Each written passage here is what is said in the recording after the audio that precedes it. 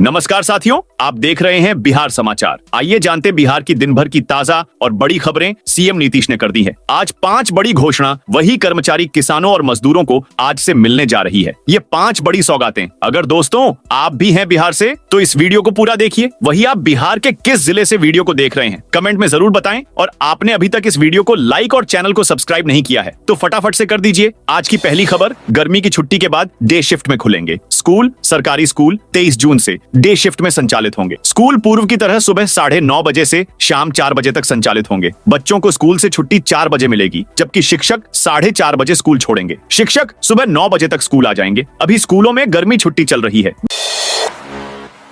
बिहार में भू संपदा एजेंटों की अब नहीं चलेगी मनमानी। बिहार में भू संपदा क्षेत्र को धोखाधड़ी और भ्रम से मुक्त बनाने के लिए एक महत्वपूर्ण कदम उठाया गया है। राज्य के भू संपदा विनियामक प्राधिकरण ने अब सभी पंजीकृत एजेंटों को भी पहचान के लिए QR कोड देना शुरू कर दिया है। इससे पहले यह सुविधा केवल पंजीकृत परियोजनाओं को ही दी गई थी। यह नई व्यवस्था सोमवार से पूरे राज्य में लागू कर दी गई है। अब राज्य के सभी पंजीकृत भू संपदा एजेंटों को अपने पंजीकरण प्रमाण पत्र के साथ QR कोड को भी अपने कार्यालय में स्पष्ट रूप से लगाना होगा। इसके साथ ही अगर वे किसी प्रकार का विज्ञापन या प्रचार करते हैं तो उसमें पंजीकरण संख्या के साथ QR कोड का भी प्रदर्शन करना आवश्यक होगा। इस कोड को कोई भी व्यक्ति मोबाइल फोन से स्कैन कर एजेंट से जुड़ी सभी सरकारी जानकारी तुरंत देख सकता है।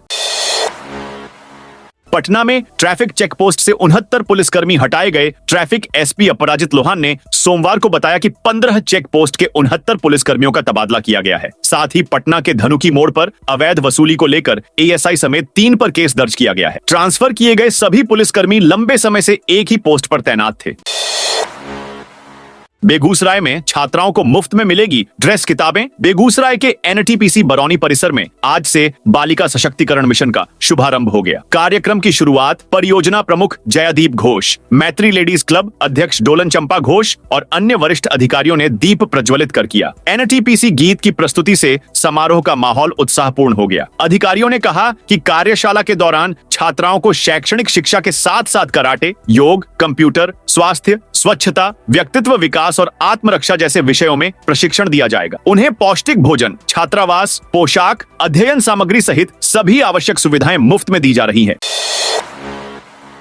बिहार के 26 जिलों में आज हीटवेव का अलर्ट। बिहार में पिछले 2-3 दिनों से चिलचिलाती धूप निकल रही है। इससे अधिकतम और न्यूनतम तापमान में बढ़ोतरी हो रही है और लोग दिन रात गर्मी से परेशान हो रहे हैं। मौसम विज्ञान केंद्र ने आज यानी सोमवार को बिहार के 26 जिलों में हीटवेव का येलो अलर्ट जारी किया है। इन जिलों में अधिकतम तापमान 40 डिग्री सेल्सियस तक जा सकता है। इससे लोग उमस भरी गर्मी से परेशान रहेंगे। मौसम विज्ञान केंद्र के मुताबिक अगले 2 से 3 दिन तक मौसम में बदलाव होने की संभावना नहीं है। हालांकि 12 जून के बाद उत्तर और पूर्वी बिहार के कई जिलों में आंधी, बारिश और आकाशीय बिजली गिरने की संभावना है। बिहार में बनेंगी नई 4 लेन सड़कें। अब 4 घंटे में पटना का टारगेट। बिहार में लगभग 900 किलोमीटर राजकीय उच्च पथों को कम से कम 2 लेन चौड़ा किया जाएगा। पथ निर्माण विभाग ने इस दिशा में काम शुरू कर दिया है। सरकार की कोशिश है कि इनमें से कुछ सड़कों को 4 लेन के रूप में भी विकसित किया जाए। इसके लिए केंद्र सरकार को जल्द ही एक प्रस्ताव भेजा जाएगा। एक आकलन के अनुसार स्टेट हाईवे को चौड़ा करने में कम से कम 10,000 करोड़ रुपए खर्च होने की संभावना है। नीतीश के कार्यकर्ता ने शराबबंदी की उड़ाई धज्जी। नीतीश कुमार बिहार में लागू पूर्ण शराबबंदी कानून में कोई ढील देने के मूड में नहीं है। कुछ सहयोगियों की मांग और विपक्षी दलों की आलोचना के बावजूद मुख्यमंत्री अपने स्टैंड पर अडिग हैं, लेकिन उनकी पार्टी के कुछ नेता ही उनके अभियान में पलीता लगा रहे हैं। कटिहार में जदयू के नेता तो शराब पीकर हंगामा करते गिरफ्तार किया गया। उनकी पहचान पार्टी के जिला सचिव राजेश रजक के रूप में की गई है। जिला अध्यक्ष सूरज प्रकाश राय ने इस पर कार्रवाई की बात कही है। सड़क दुर्घटना में घायलों को अब कैशलेस इलाज की मिलेगी सुविधा। सड़क दुर्घटना में घायल पीड़ितों को अब अस्पतालों में कैशलेस इलाज मिलेगा। दुर्घटना पीड़ित 1.5 लाख रुपए तक का इलाज कैशलेस करा सकेंगे। इसके लिए केंद्र सरकार द्वारा सड़क दुर्घटना पीड़ितों का नकदी रहित उपचार स्कीम 2025 को अधिसूचित किया है, जिसके तहत नामित अस्पतालों में 7 दिनों तक कैशलेस इलाज की सुविधा उपलब्ध कराई जाएगी। इस योजना को बिहार में लागू कराने के लिए परिवहन विभाग के स्तर पर कार्रवाई की जा रही है।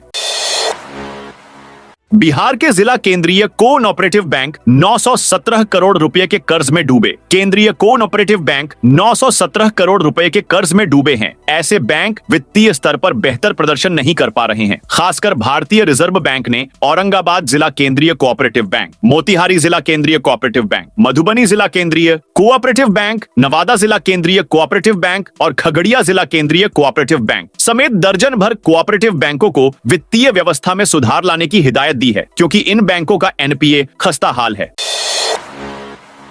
पटना में कोरोना के 8 नए मरीज मिले। बिहार की राजधानी पटना में कोरोना के 8 नए मरीज रविवार को मिले हैं। अब कुल संक्रमितों की संख्या 60 हो गई है। इनमें सक्रिय संक्रमितों की संख्या 39 है, जबकि 21 लोग कोरोना से पूरी तरह से ठीक हो गए हैं। सिविल सर्जन कार्यालय से मिली जानकारी के अनुसार रविवार को 5 लोग निजी अस्पताल और लैब में जांच कराने के बाद संक्रमित पाए गए हैं। वहीं 2 मरीजों की जांच एम्स पटना में और 1 की एनआईएमसीएच में हुई थी।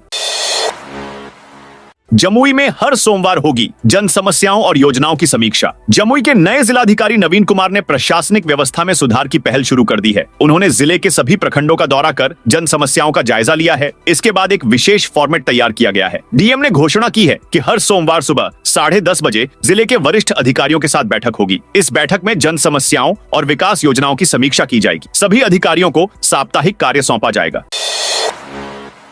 15 महीने बाद बिहार राज्य महिला आयोग का पुनर्गठन। बिहार राज्य महिला आयोग लगभग 15 महीनों से भंग पड़ा था, जिस वजह से महिला आयोग में 6000 से भी अधिक मामले लंबित पड़े हुए हैं। बिहार सरकार की ओर से राज्य महिला आयोग का पुनर्गठन किया है। आयोग की मनोनीत अध्यक्ष प्रो अप्सरा ने राज्य महिला आयोग कार्यालय पहुंचकर सोमवार को पदभार ग्रहण किया है। उनके साथ अन्य 6 सदस्यों ने भी पदभार ग्रहण किया। इसमें शीला टुडू, रजिया कामिल अंसारी, पिंकी कुमारी, सजल झा, श्यामा सिंह और रश्मि रेखा सिंह शामिल हैं। बगहा में सीओ पर रिश्वत और गलत एलपीसी का आरोप। बगहा में रिश्वत मांगने और गलत भूमि स्वामित्व प्रमाण पत्र जारी करने का बड़ा खुलासा हुआ है। अंचलाधिकारी नम्रता श्रीवास्तव पर गंभीर आरोप लगा है। इनकी जांच करने पर अनुमंडल लोक शिकायत निवारण पदाधिकारी ने आरोपों को सही पाया है। अब जांच रिपोर्ट के आधार पर डीएम से कार्रवाई की अनुशंसा की गई है। नशे के खिलाफ 2 नई यूनिट को मिली मंजूरी। नशे के खिलाफ बिहार पुलिस अलग से 2 यूनिट बनाने जा रही है। केंद्र के पास जो प्रस्ताव भेजा गया था उसकी मंजूरी मिल गई है। एडीजी मुख्यालय कुंदन कृष्णन ने बताया कि नशीले पदार्थ के खिलाफ लगातार कदम उठाया जा रहा है। बेचने वाले और सप्लायर के चेन को तोड़ा जा रहा है। डीएम ने नई माताओं को दिया जच्चा बच्चा पौष्टिक किट। गयाजी में स्वस्थ मां और शिशु के संकल्प को आगे बढ़ाते हुए सोमवार को एक अस्पताल में जच्चा बच्चा पौष्टिक किट का वितरण किया गया। डीएम शशांक शुभंकर ने खुद प्रसूताओं के बीच यह किट बांटा और स्वास्थ्य विभाग की इस नई पहल की शुरुआत की। इस मौके पर सिविल सर्जन डॉक्टर राजाराम प्रसाद, डीपीएम नीलेश कुमार व अन्य हेल्थ अफसर भी मौजूद थे। डीएम ने कहा कि यह पहल संस्थागत प्रसव को बढ़ावा देने और मातृत्व को सुरक्षित बनाने के उद्देश्य से शुरू की गई है। जननी शिशु सुरक्षा योजना के तहत न सिर्फ माताओं को 1400 रुपए की राशि दी जा रही है, बल्कि डिस्चार्ज के समय पोषण युक्त किट भी प्रदान की जा रही है, जो उनके बच्चे के लिए बेहतर स्वास्थ्य के लिए जरूरी है। गोरखपुर सिलीगुड़ी एक्सप्रेसवे के अलाइनमेंट मिली मंजूरी। सिलीगुड़ी से कोसी और सीमांचल के 3 जिलों किशनगंज, अररिया और सुपौल से गुजरने वाले गोरखपुर सिलीगुड़ी एक्सप्रेसवे के अलाइनमेंट को सड़क परिवहन एवं राज्य मार्ग मंत्रालय से मंजूरी मिल गई है। कुल 526 किलोमीटर लंबा यह एक्सप्रेसवे उत्तर बिहार के सीमांचल और कोसी क्षेत्र के 3 प्रमुख जिलों किशनगंज, अररिया और सुपौल से होकर गुजरेगा। इस परियोजना के तहत अब भूमि अधिग्रहण की प्रक्रिया प्रारंभ की जाएगी, जिससे जमीन की नापी व मुआवजा निर्धारण का काम आगे बढ़ेगा। गंगा रिवर फ्रंट प्रोजेक्ट का निरीक्षण करने बख्तियारपुर पहुंचे 100 मिलियन नीतीश मुख्यमंत्री नीतीश कुमार ने सोमवार को अपने गृह क्षेत्र बख्तियारपुर में गंगा रिवर फ्रंट प्रोजेक्ट का निरीक्षण किया। जल संसाधन मंत्री विजय कुमार चौधरी भी उनके साथ मौजूद रहे। सीएम ने सबसे पहले घनसुरपुर में गंगा चैनल का जायजा लिया। इसके बाद वो बख्तियारपुर के सीढ़ी घाट पहुंचे और निर्माणाधीन पाटवे का निरीक्षण किया। उन्होंने सीढ़ी घाट के पास स्थित कृष्णा मंदिर में पूजा अर्चना की। मुख्यमंत्री ने स्वतंत्रता सेनानी शीलभद्र याजी पार्क में श्रद्धा सुमन अर्पित किए।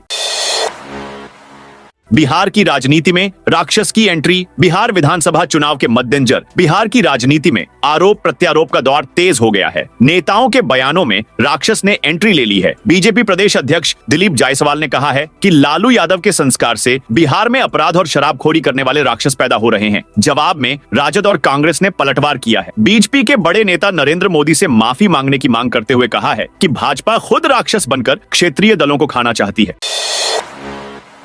इंदिरा गांधी राष्ट्रीय मुक्त विश्वविद्यालय में नामांकन शुरू। इंदिरा गांधी राष्ट्रीय मुक्त विश्वविद्यालय द्वारा जुलाई 2025 सत्र के लिए सभी कार्यक्रमों में ऑनलाइन एवं दूरस्थ शिक्षा माध्यम मोड में नामांकन के लिए आवेदन करने की प्रक्रिया प्रारंभ कर दी गई है, जिसके लिए आवेदन फॉर्म जमा करने की अंतिम तिथि 15 जुलाई है। इग्नू के क्षेत्रीय निदेशक डॉक्टर संतन कुमार राम ने बताया कि छात्र छात्राएं इग्नू की वेबसाइट पर जाकर समर्थ पोर्टल के माध्यम से सभी कार्यक्रमों में इच्छानुसार क्षेत्रीय केंद्र दरभंगा के अंतर्गत स्थापित अध्ययन केंद्रों एवं विषयों का चयन कर ऑनलाइन नामांकन करवा सकते हैं। अपराध नियंत्रण के लिए बनाई गई क्विक मोबाइल टीम बढ़ते अपराध को नियंत्रण करने के लिए पटना पुलिस ने बड़ा कदम उठाया है। अब पटना के 31 थाना इलाकों में 24 घंटे क्विक मोबाइल की टीम गश्त लगाएगी। पटना एसएसपी अवकाश कुमार ने कहा, 124 क्विक मोबाइल टीमों का गठबंधन किया है। ऐसा अपराध नियंत्रण और कानून व्यवस्था बनाए रखने के लिए गया है। टीम को स्पष्ट निर्देश दिया गया है कि वह अपने क्षेत्र में बैंकों, पेट्रोल पंपों, ज्वेलरी दुकानों के आसपास लगातार सक्रिय रहें। अब मिनटों में होगा कारगिल चौक से एनआईटी का सफर। पटना में गांधी मैदान से एनआईटी के बीच अशोक राजपथ पर डबल डेकर फ्लाईओवर शुरू हो गया है। इससे शहर वासियों को 3 लेयर में यात्रा करने की सुविधा मिलेगी। बीएन कॉलेज, पीएमसीएच जैसे स्थानों के पास सर्विस लेन चौड़ी की गई है। इस फ्लाईओवर के शुरू होने से जेपी गंगा पथ से गाय घाट का रास्ता भी सुगम हो गया है। किसानों को कृषि विभाग में नहीं जाना पड़ेगा। बाढ़ अनुमंडल के अगवानपुर कृषि विज्ञान केंद्र में केंद्रीय कृषि राज्य मंत्री रामनाथ ठाकुर ने कहा कि किसानों को अब कृषि विभाग का चक्कर नहीं काटना होगा। उन्हें विभाग तक आने की जरूरत नहीं है। विभाग के अधिकारी ही किसानों के घर जाएंगे। नई तकनीक का इस्तेमाल कर उपज को बढ़ाना होगा। बिहार में इंजीनियरों को मिला 3 दिनों का विशेष प्रशिक्षण। बड़े बांधों की निगरानी और सुरक्षा के उद्देश्य से जल संसाधन विभाग ने इंजीनियरों को 3 दिनों का विशेष प्रशिक्षण दिया है। इस क्रम में एक दिन इंजीनियरों को दुर्गावती बांध का भ्रमण कराया गया। प्रशिक्षण के दौरान 5 प्रमुख जलाशयों अपरक्यूल, दुर्गावती, कोहिरा, फुलवरिया, बधुआ की संरचना, जल भंडारण क्षमता में आई कमी और भविष्य में उत्पन्न होने वाली चुनौतियों से निपटने की रणनीति पर गहन चर्चा हुई।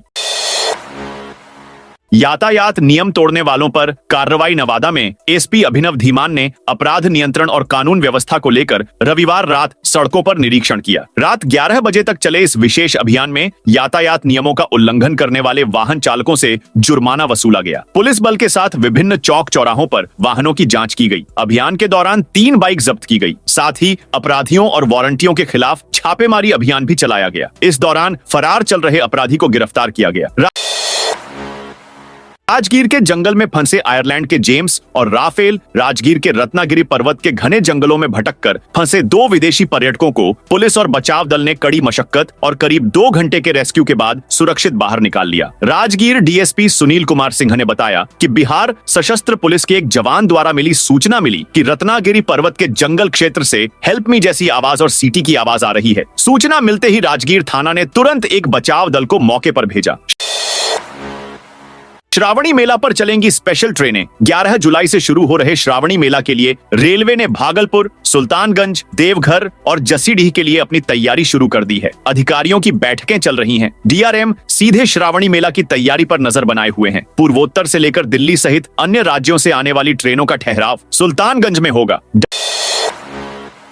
डाक विभाग की ओर से देश की पारंपरिक पिन कोड प्रणाली को आधुनिक बनाने के उद्देश्य से नई डिजिटल एड्रेस प्रणाली डिजिपिन यानी डिजिटल पोस्टल इंडेक्स नंबर जल्द लागू किया जाएगा। इसका पायलट प्रोजेक्ट कुछ राज्यों में चल रहा है। इसके पूरा होने के बाद डिजिपिन को पूरे देश में आधिकारिक रूप से लागू किया जाएगा। इसके उपयोग के लिए कर्मचारियों को ऑनलाइन ट्रेनिंग दी जा रही है। यह प्रणाली स्थान की सटीक पहचान के लिए तैयार की गई है। इसके जरिए आपातकालीन सेवा को जल्द उपलब्ध कराने में मदद मिलेगी। साथ ही लॉजिस्टिक्स, ई कॉमर्स डिलीवरी, सरकारी योजनाओं की पहुंच और भूमि रिकॉर्ड जैसी सेवाओं में सटीकता आएगी।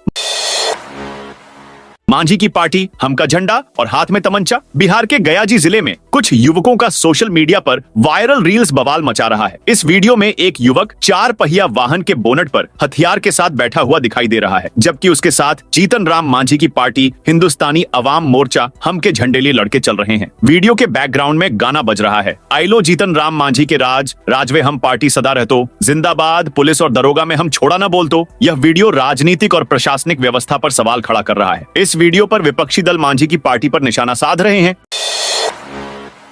आवास योजना का लाभ देने के लिए मांगी थी रिश्वत। वैशाली जिला में निगरानी की टीम ने बड़ी कार्रवाई की है। लालगंज प्रखंड में प्रखंड विकास पदाधिकारी को टीम ने 20,000 रुपए घूस लेते हुए रंगे हाथ गिरफ्तार किया है। आरोप है कि बीडीओ नीलम कुमार ने आवास योजना के नाम पर रिश्वत मांगी थी। पीड़ित ने इसकी शिकायत निगरानी अन्वेषण ब्यूरो में की थी। इसी शिकायत के आधार पर यह कार्रवाई हुई। इधर बीडीओ की गिरफ्तारी के बाद इलाके में हड़कंप मच गया। निगरानी की टीम नीलम कुमारी को लेकर पटना रवाना हो गई। राजगीर के विश्व स्तरीय क्रिकेट स्टेडियम में होंगे 4 पवेलियन। राजगीर के विश्व स्तरीय क्रिकेट स्टेडियम में मोकामा की काली मिट्टी से बनी पिच पर शीघ्र ही गेंद व बल्ले का संघर्ष देखने को मिलेगा। पिच पर उछलती गेंद पर चलते बल्ले दर्शकों में रोमांच भरेंगे। राजगीर के बिहार स्पोर्ट्स एकेडमी परिसर में विश्व स्तरीय मानक के अनुसार आकार ले रहे स्टेडियम में मोकामा की काली मिट्टी से 7 पिच तैयार की जा रही है। शेष 6 पिच पुणे की लाल मिट्टी से तैयार होगी। स्टेडियम में 43,900 दर्शकों के बैठने की क्षमता वाले 4 पवेलियन का निर्माण अंतिम चरण में है। इनमें 2 सामान्य दर्शकों के लिए होंगे। प्ले ग्राउंड के दक्षिण में मुख्य पवेलियन 5 तल का होगा। बिहार में मछली उत्पादन 2,68,000 टन से 8,73,000 टन पहुंचा। बिहार राज्य मछुआ आयोग के नए अध्यक्ष ललन कुमार सहनी के सम्मान में मोतिहारी में अभिनंदन समारोह आयोजित किया गया। कार्यक्रम की अध्यक्षता भाजपा जिलाध्यक्ष पवन राज ने की। कार्यक्रम का संचालन नगर निगम के उप महापौर डॉक्टर लालबाबू प्रसाद ने किया। मुख्य अतिथि और पूर्व केंद्रीय कृषि मंत्री राधा मोहन सिंह ने मछुआरा समाज के विकास पर प्रकाश डाला। उन्होंने बताया कि मोदी सरकार ने मत्स्य विभाग को स्वतंत्र मंत्रालय बनाया। मत्स्य संपदा योजना के लिए 1 लाख करोड़ रुपए का प्रावधान किया गया है। आमरण अनशन के 7वें दिन पटोरी बाजार पहुंचे डीएम सहरसा के बिहरा पटोरी बाजार में भारतमाला परियोजना के तहत प्रस्तावित सड़क निर्माण को लेकर विवाद गहराता जा रहा है। स्थानीय लोगों द्वारा मुआवजा और पुनर्वास की मांग को लेकर किए जा रहे आमरण अनशन के 7वें दिन सोमवार को सहरसा जिलाधिकारी दीपेश कुमार ने इलाके का दौरा किया। जिलाधिकारी ने एनएचएआई को पारदर्शिता अपनाने की अपील की। इस दौरान डीएम दीपेश कुमार, टीडीसी संजय कुमार निराला, सदर एसडीएम श्रेयास तिवारी और अन्य अधिकारियों के साथ बिहरा खाद्य भंडार से आजाद चौक तक का निरीक्षण किया। उन्होंने सड़क निर्माण से प्रभावित होने वाले सभी क्षेत्रों का बारीकी से जायजा लिया। इसके अलावा वे एनएचएआई के अधिकारियों को सर्वेक्षण और मुआवजा प्रक्रिया में पारदर्शिता बरतने के निर्देश दिए गए। पप्पू यादव से संतोष कुशवाहा का सवाल। आपने अपने राजनीतिक जीवन में कितने लोगों को डसा? पूर्व सांसद संतोष कुशवाहा ने वर्तमान सांसद पप्पू यादव से अपील करते हुए कहा कि आप पूर्णिया का नाम बदनाम न करें। आप कहते हैं कि नाक पर भरोसा करना, नेता पर नहीं, क्योंकि वह डसेगा ही डसेगा। आप तो 7 बार सांसद और 1 बार विधायक रहे हैं। आप बताएं कि अपने राजनीतिक जीवन में कितने लोगों को डसने का काम किया है। आपने हाल में ही हमारी पार्टी के राष्ट्रीय महासचिव मनीष वर्मा के खिलाफ अमर्यादित टिप्पणी की। संतोष कुशवाहा ने पप्पू यादव पर तंज कसते हुए कहा कि आप तो जानते ही हैं कि मनीष वर्मा ने आईआईटी की पढ़ाई के बाद आईएएस की परीक्षा पास की और कलेक्टर बने। ये उस समय की बात है जब आप बेओर जेल में पढ़ाई पूरी कर तिहाड़ जेल पीएचडी करने गए थे। जिनके घर शीशे के हों वे दूसरे के घरों पर पत्थर नहीं फेंका करते हैं।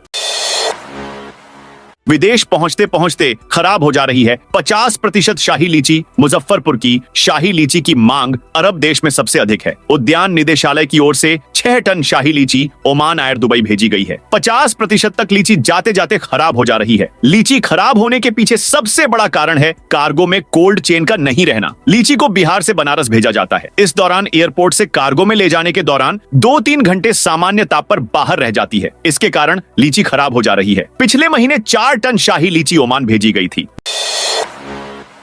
जूनियर नेशनल लगोरी चैंपियन बनी बिहार बॉयज की टीम लगोरी फेडरेशन ऑफ इंडिया ने महाराष्ट्र के नासिक में 5 से 7 जून तक जूनियर नेशनल लगोरी चैंपियनशिप 2025 आयोजित की है। इसमें बिहार बॉयज की टीम विजेता और बिहार गर्ल्स की टीम उप विजेता बनी है। टीम के पटना स्टेशन पहुंचने पर एबीवीपी के प्रांत कार्य समिति सदस्य अनुज चौरसिया के नेतृत्व में खिलाड़ियों का भव्य स्वागत किया गया। साथियों, ये थी बिहार की दिन भर की ताजा और बड़ी खबरें। आपने अभी तक बिहार समाचार चैनल को सब्सक्राइब नहीं किया तो फटाफट से कर लीजिए ताकि बिहार की खबरें सबसे पहले आपको मिले।